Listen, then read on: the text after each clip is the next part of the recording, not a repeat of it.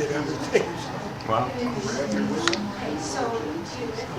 Well, I'm trying to make sure that any possible work can get into probably the Minnesota Museum of American Art. Where is he from?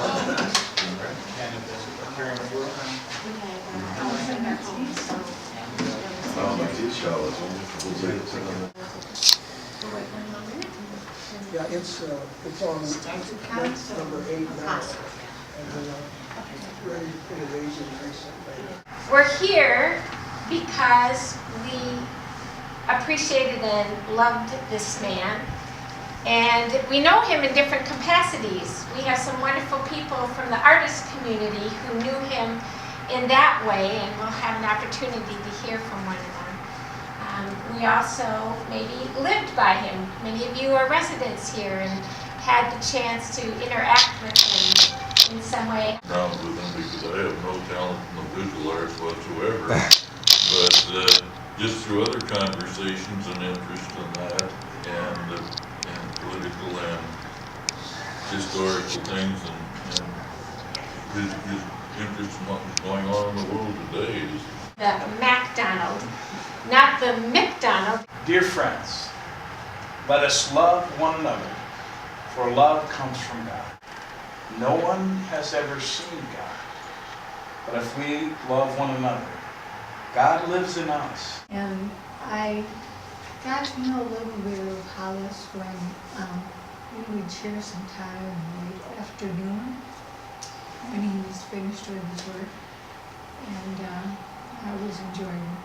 Thank you. He seems like a very talented man. I didn't know him. Had a wonderful conversation with him. I think it was on a Saturday, and we talked, all the afternoon, and it was very interesting. And the thing that really stood out with me was his love for nature. Well, I knew Hollis from wandering around in here and all around.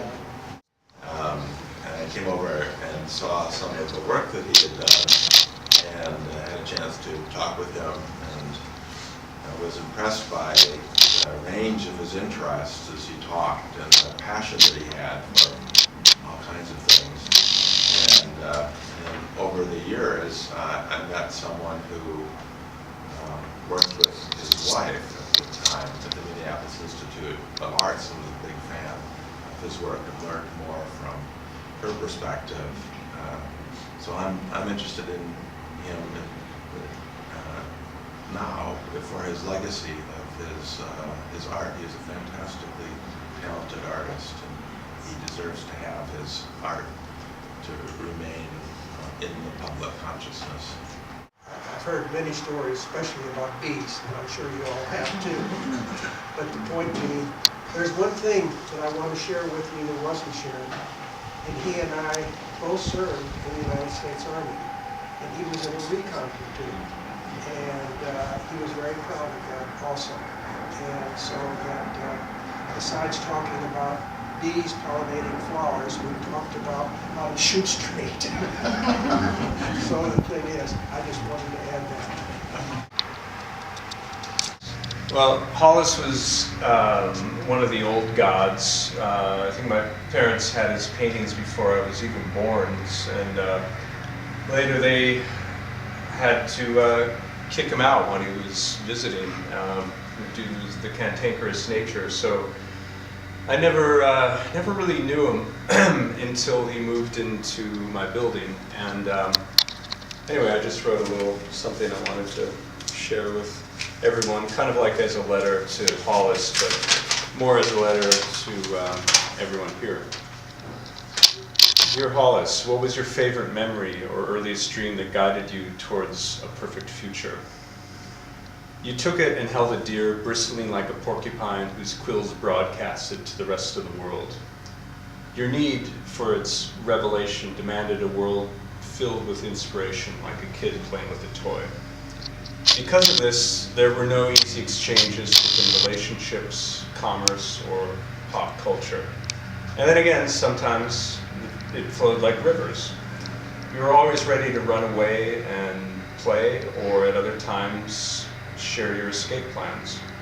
And it's across the split that I've felt your electricity spark. It's light shadowed our dialogue, like alchemy or A-bomb research. But this colored spark became ever more nuances as we engaged our stories as to what perhaps would be an infinite meditation on both preserving a source of inspiration and asserting its potential. Creating, and on top of that, creating a blueprint for others to follow to see what could be made together. So I'm glad to have everyone here, and I hope that in as much as I knew Hollis, I think it would be important for you all to look at that painting on the back of the program, Could the Heart But Know the Way. And I'd like to insist that for Hollis's sake, that everyone here call the Minneapolis Institute of Arts and arrange that someone take you down to the archives to see this large, beautiful, and important painting and what Hollis, the man, was sent here to do at his best. But rather it was a sketch of FDR, the president, and an amazing metal sculpture. You could tell he was a very gifted artist. And when I met Hollis at his sister's funeral, I was drawn to his hands. They seemed like artist's hands, and I could picture him with different mediums and envisioned him painting. And it wasn't until he offered me a painting in appreciation for my driving him to the doctor's appointments that I learned about his non-objective artwork and its brilliance of color. I learned many wonderful things in my time with Hollis, whether it was driving to and from different doctor's appointments, or the time in the car and sitting in the waiting rooms, or sitting in the parking lot of McDonald's for his desired chocolate shake, to conversations in his apartment. They were all very precious times for me to get to know him. In the waiting rooms we sat in, Hollis could go from docile waiting to loudly pontificating so all the room could hear about a variety of topics, to quick outbursts of anger if something was not right. But that was Hollis, and I came to appreciate and love him for that. What I came also to experience was a very sweet man underneath all his complexities.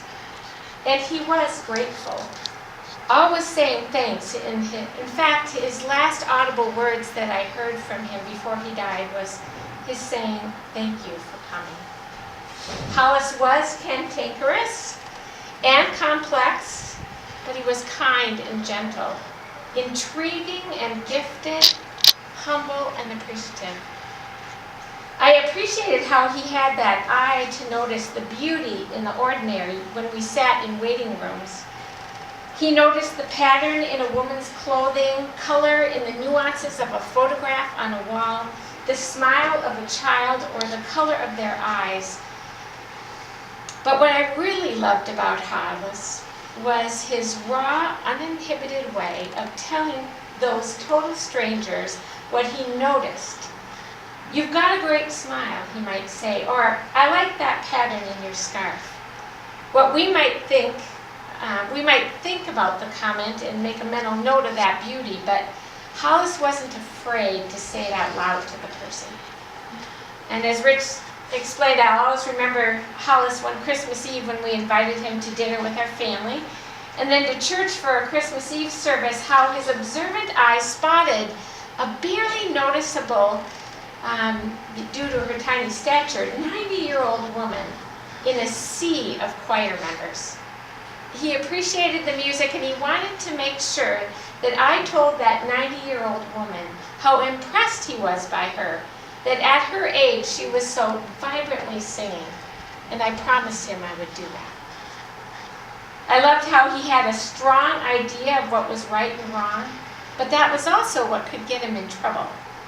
And his dear friend Floyd, or Tenny as Holly called him, told me of a story of Hollis coming out of a restaurant only to see a police officer park in a handicapped spot. Well, that was not right. And Hollis spouted off to that officer, and you know what? It landed him in jail for a night. Now, I think that was not right, but good for you, Hollis, for standing up for what was right. And I loved another story from his friend Floyd of how Hollis and Floyd made a pact to expand the horizon of their food palette choices. They were in a rut of steak and hamburgers, and Hollis and Floyd spread out their wings to try out new restaurants. But they had two rules. Rule number one is that they had to order for each other, and rule number two, you had to clean your plate. So, Hollis might have ordered squid for Floyd, possibly to Floyd's dismay, but Floyd would have equally challenged Hollis's palate, and like it or not, they were required to eat it. Many laughs were had, and it moved them way beyond the steak and burgers, and it also moved them on to a dear friendship that could pick up where it left off, even if many years had passed.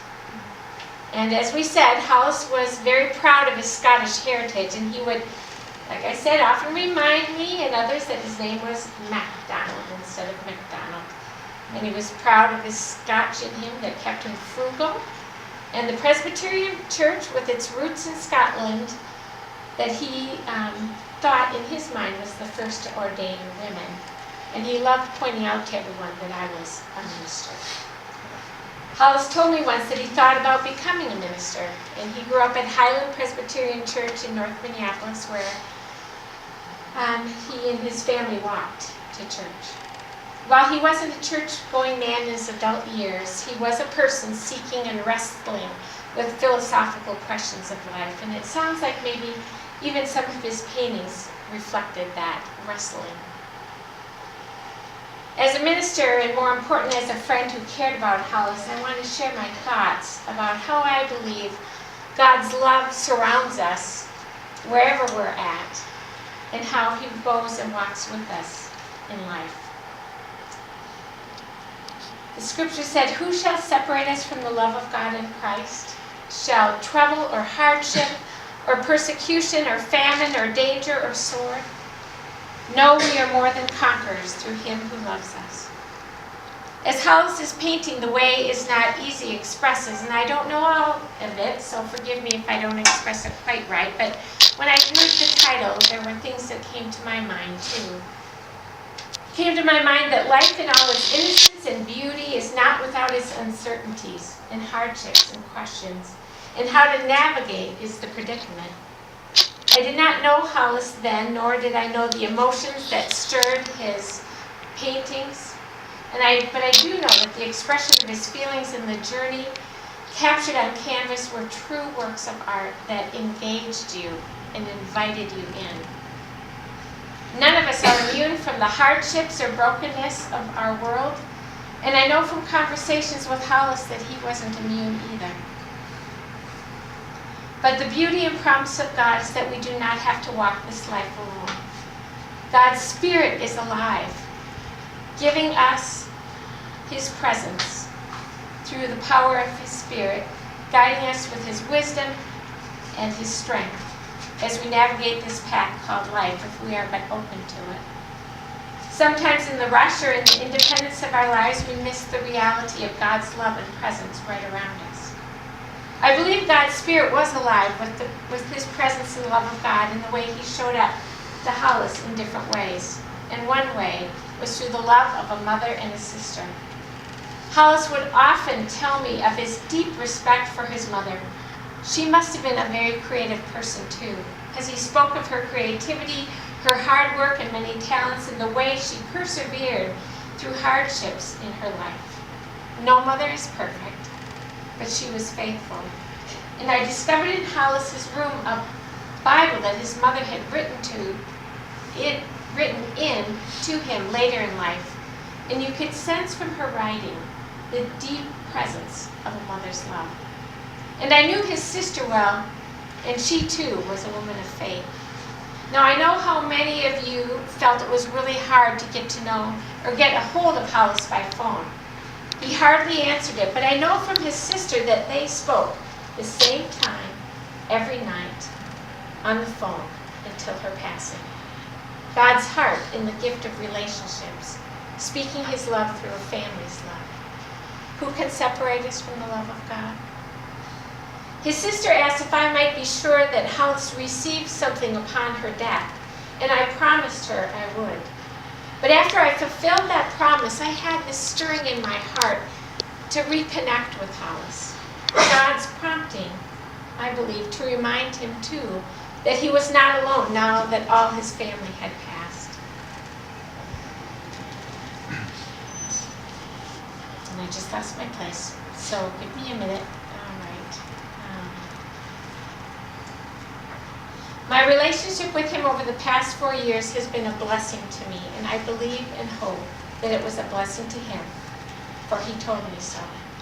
In the areas I was not gifted in to help Hollis, Ken helped him with taxes and legal work and getting his affairs in order, which Hollis wanted for peace of mind as he advanced in age. God's love in practical action. Who can separate us from the love of God? Amen. In our conversations or travels to the doctors, Hollis had an eye to see the beauty in the ordinary. And I saw God's hand upon Hollis working through the beauty of ordinary people that crossed his path. I saw in the care of an amazing nurse named Joan, who I thought might have been with us today.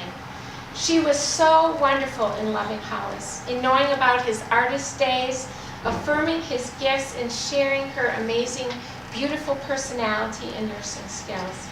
Both of us felt cared for when we walked out of that office, and if she were here today, and if you talked to her, say thank you.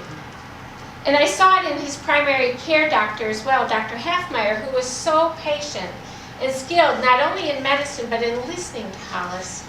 Hollis had such faith and appreciation for him. And I saw God's loving Hollis in you, the nursing staff, and other caregivers here at Lorna Park. I know he could be cantankerous because sometimes I heard it in the background on the phone when you would call me when something was not right. But I know you loved him through that, and you missed him when he was gone. And God's love showed up in your willing hearts to go over and visit him at the care center, to bring a sense of home to him when he could not be home here. God's love was in that touch of your relationship. And when I was at that care center, I learned of Hollis's dear sculptor friend Floyd, calling from Montana. He called to check in, and he was sending a package of artwork to brighten Hollis's day. The package never made it in time, but it is here today on that table.